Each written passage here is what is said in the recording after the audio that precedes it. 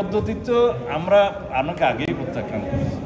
PR পদ্ধতি বাংলাদেশের রাজনৈতিক কালচারে, আমাদের ইতিহাসে, আমাদের ভোটের এই সিস্টেমে কখনো উপযুক্ত নয়। আর আনুপাতিক হারে নির্বাচনের কথা যারা বলছেন তাদের একটা উদ্দেশ্য আছে। যারা স্থানীয় সরকারের নির্বাচন জাতীয় সংসদের নির্বাচনের আগে চায়, তাদের একটু উদ্দেশ্য আছে, হয় নির্বাচন বিলম্বিত করা অথবা বাংলাদেশে নির্বাচন না হওয়া।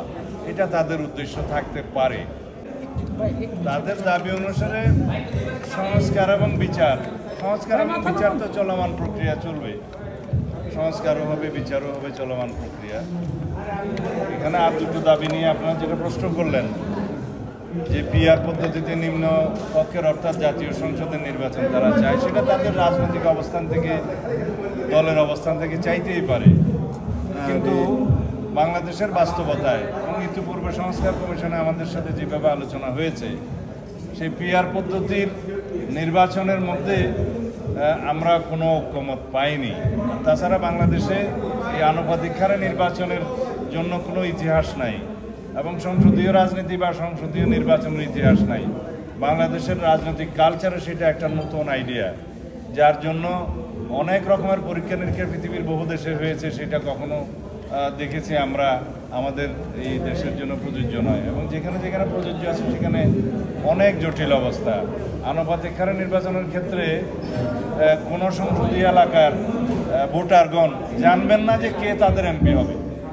তাছাড়া তাদের এমপিদের কাছে তারা যে যাবেন, তারা নির্ধারিত কোনো ব্যক্তিকে খুঁজে পাবেন না। আমরা এখানে এক ব্যক্তির এক ভোট এবং সরাসরি ভোট, প্রত্যেকটা নির্বাচনী এলাকায় তার প্রতিনিধিকে সে ভোট দেবে এবং এটাকে বলা হয় ফার্স্ট পাস্ট দি পোস্ট। সেই সিস্টেমের মধ্যে আমরা আছি এবং ঐক্যমত্য কমিশনের যে আলোচনায় সেটা এখন এভাবেই টেবিলে আছে। এখন কেউ কেউ রাজনৈতিক দাবি হিসাবে সেটা উত্থাপন করতে পারে, সেটা তাদের রাজনৈতিক অধিকার, তবে সেটা সবার উপরে চাপিয়ে দেওয়ার কোনো মানে নেই। তবে আমরা বাংলাদেশের মানুষ ঐক্যবদ্ধ আছি। এদেশের সকল গণতন্ত্রকামী মানুষ সংগ্রাম করেছে স্থানীয় সরকার নির্বাচনের জন্য নয়, একটি সুষ্ঠু, নিরপেক্ষ, অবাধ ও জাতীয় সংসদ নির্বাচনের জন্যই আমরা দীর্ঘ 17 বছর সংগ্রাম করেছি।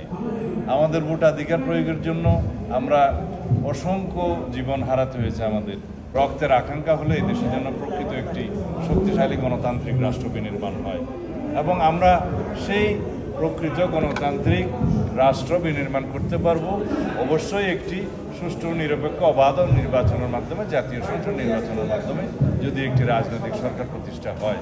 এর বিষয়ে আমার বক্তব্য